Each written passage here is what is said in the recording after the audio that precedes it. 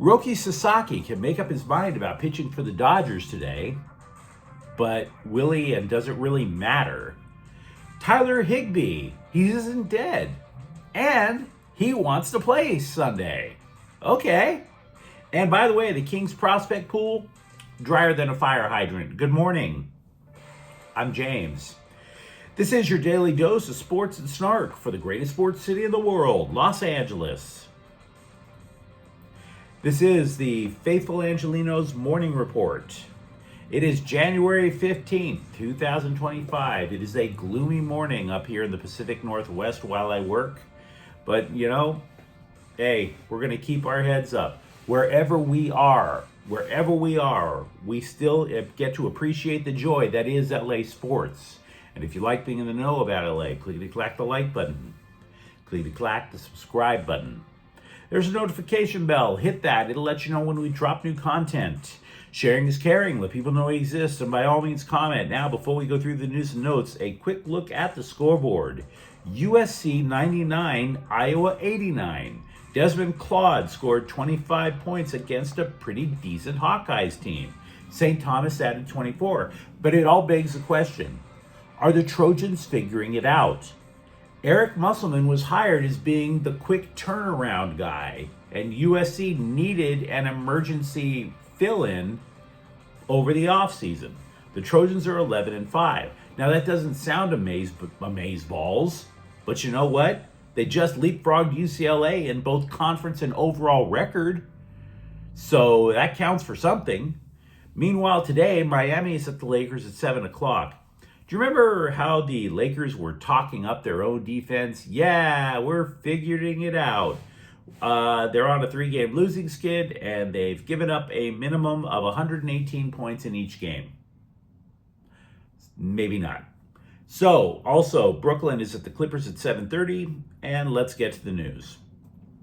We were talking yesterday about the so-called finalists for Japanese pitching phenom Roki Sasaki. We mentioned how the pitcher granted second meetings to Toronto and with Slime Diego. Nothing at that point was mentioned about the Dodgers getting a second meeting. Now, The Athletic reported that there will be a second meeting, which will include potential teammates. So you may recall earlier during this whole drama that Sasaki allegedly didn't want to have his phone blown up by text messages, didn't want to have other players in meetings, and yet the Dodgers are now bringing peeps. Will that negatively impact our indecisive righty? To be completely honest with you, I don't care anymore. I don't. The international free agent window opens today. It'll be open through January 23rd. Just make up your mind, dude. At this point, either way, cool. Vaya con Dios. And you might say, well, wait a second, James. We hear such great things about this guy. Why are you so disinterested now? Why am I kind of whatevs? You might be saying that.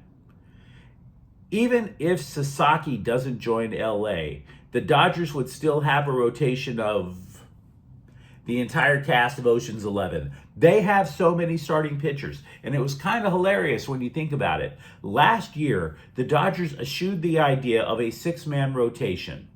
Oh, no, we're not going to have a 6-man rotation. And it kind of makes sense because at the end of the year, they only had like 2 guys and duct tape and the will of God to get them over the finish line. But if you look at the interwebs now, you might be reading little ideas about how a 6-man rotation is the wave of the future in Major League Baseball. It's going to be the norm. Just you wait. Everybody's going to want a 6-man rotation like the Dodgers.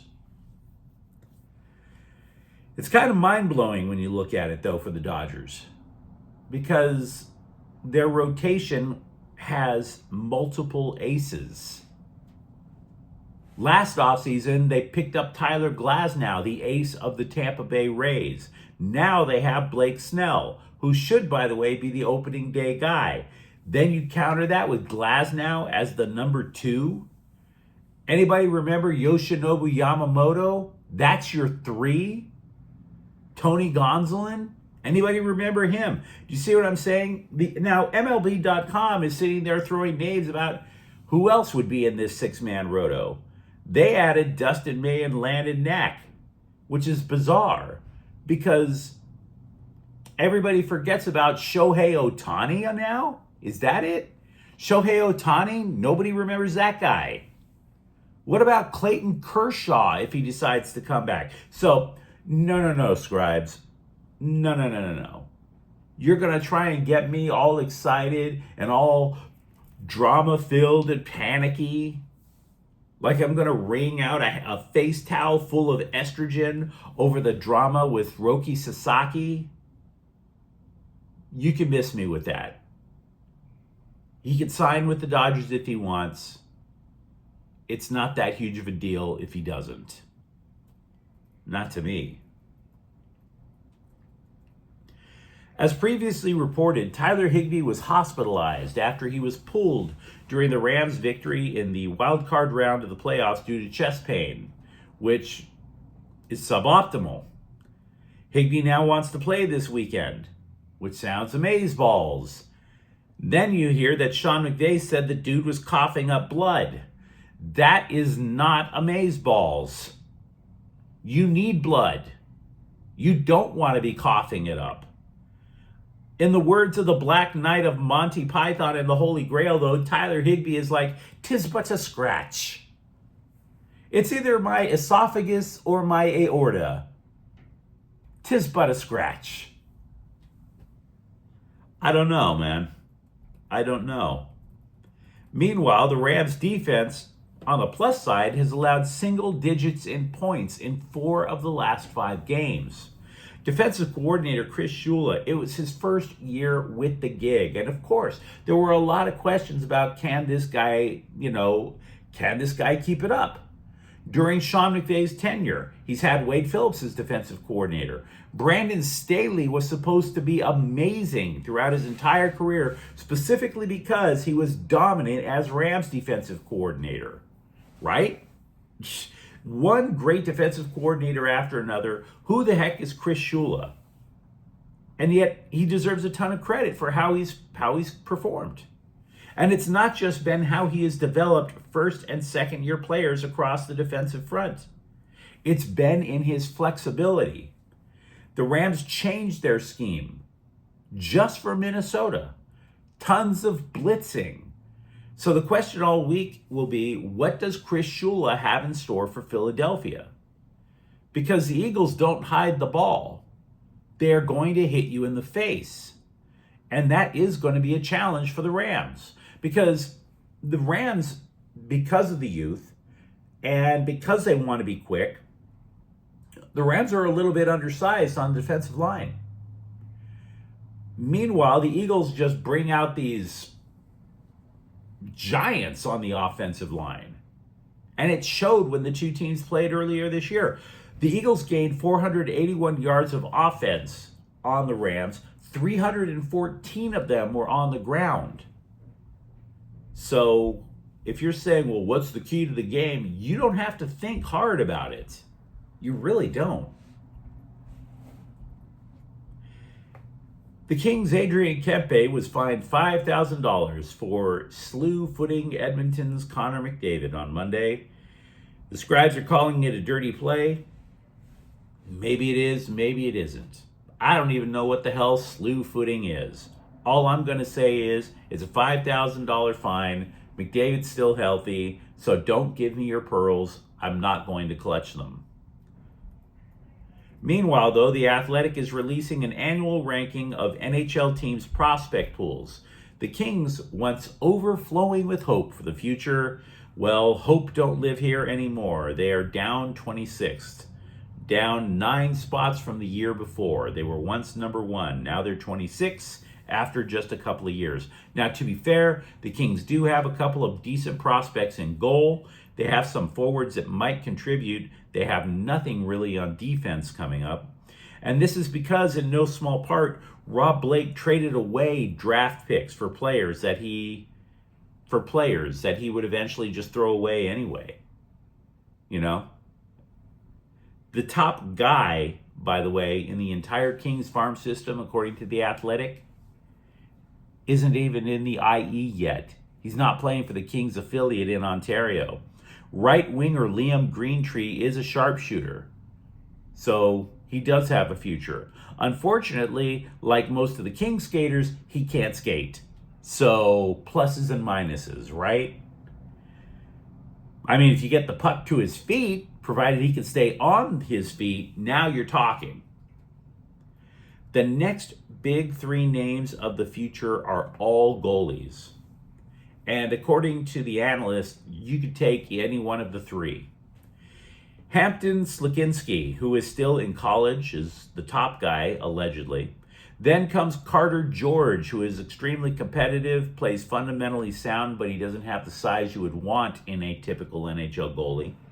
And then there's Eric Portillo, the only one who is actually in Ontario. But the analyst doesn't think he's going to be a regular NHL starter. Those are the four Kings prospects who should get to the NHL and have a decent career. 4. As for the rest, not so much. Not so much. USC football has added 3 players via the transfer portal, 2 in the defensive backfield. Safety Bishop Fitzgerald is coming to the Trojans from North Carolina State. He is the 12th transfer addition to the program. The guess is going to be that he'll step in for Akili Arnold as a starter, but he's going to have to prove himself against Christian Pierce first over the spring. Kamari Ramsey, who said he was coming back to the Trojans, trust me, he's got that other safety spot on lockdown. He ain't going anywhere. Kevin Longstreet, meanwhile, is a cornerback from Texas A&M, and on offense, welcome Prince Strachan to the wide receiver room by way of Boise State. Meanwhile, for UCLA football, former Arkansas offensive lineman Takias Crawford, who had committed to the Bruins last week, and from the looks of things would have been a starter, flipped his commitment, announcing on the socials that he had really committed to West Virginia, really committed, and he means it this time. Yep, that's a guy who sticks to his word. Now, I don't know how catastrophic it is for the Bruins. UCLA still added 3 other offensive linemen in the portal. Cortland Ford of USC is among them. All of them could start next year because the Bruins had very little depth on offensive line. Crawford was the one who was most likely to start. He's the second transfer portal addition to become a transfer portal subtraction. This fakery, I mean, this whole, I really want to go to USC. I'm committing my life to being a Bruin. Nah, I'm not. It's super annoying. The fakery is getting to be so bad, it makes me wonder if these players are actually dudes, right? Because this is literally coming off like being catfished by somebody online who posts like 3 dozen pics, all of them booty shots, claiming to be a Hooters girl just looking for a good man. Not that I've ever been stood up online or anything, but yeah. Make a promise and stick to your word, guys. Sheesh. We've been talking about the Chargers since they were eliminated, how they're going to have 30 free agents this offseason. And I want to get this out of the way because the heat against Justin Herbert is still there. I'm actually quite optimistic about his future, provided his feet got healthy over the offseason. And there's a reason for that nobody else has brought up, really. He's finally got stability. The dude is in his mid-20s. He's had what? How many offensive coordinators in his career? 4 by my count. That's pretty much 1 a year. And why was that? Why? It's because the Chargers kept hiring inexperienced, unauthoritative people to coach. One of the head coaches that Herbert had was all about the defense, and Brandon Staley. That dude could give a whit about offense. And now Herbert has a former quarterback and a head coach. And it's a former quarterback who believes, from having played in the NFL, that he needs an offensive line and a running game to protect him. Right? So all of that matters. Justin Herbert has a former quarterback as a head coach who understands what it takes to have a winning quarterback, what it takes to put a quarterback in a position to succeed. And for the first year, the Chargers more than doubled their wins.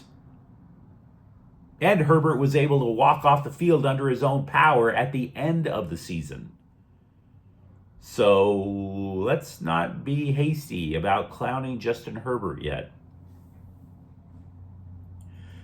Kawhi Leonard said he is, quote, taking his time, unquote, to ramp up since his return, to which we can all say, duh, we know.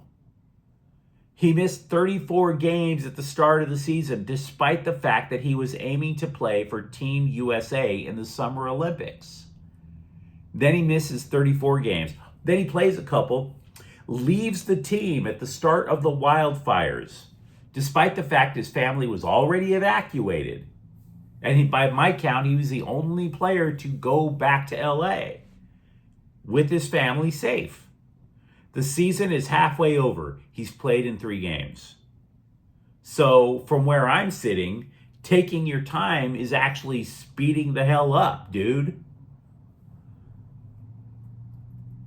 Don't get me wrong. Glad your family is okay. Glad your home survived. Where are the Clippers in that dude's list of priorities? I don't even think it's in the top 10, to be frank. Houston Dynamo snapped up LAFC homegrown midfielder Eric Duenas. The dude is basically most likely a depth piece for the Dynamo. I don't think the black and gold are either happy that he's gone or losing sleep over it. I think they're just like, hey, glad we had you. Sorry it didn't work out. Here's your severance check. But you let me know what you think in the comments thread. Talk to me, for example, about Roki Sasaki and if you think he's going to be in Dodger blue. For that matter, are you like looking at Tyler Higbee going, dude, you had chest pains and you're coughing up blood. Maybe you should sit this one out. And if you enjoyed the content, don't forget to subscribe to Faithful Angelenos. We talk LA sports every single day here. Thank you for watching. I'm James. We'll be back tomorrow. Faithful Angelenos is a Kian Cortel Queso production. Take care.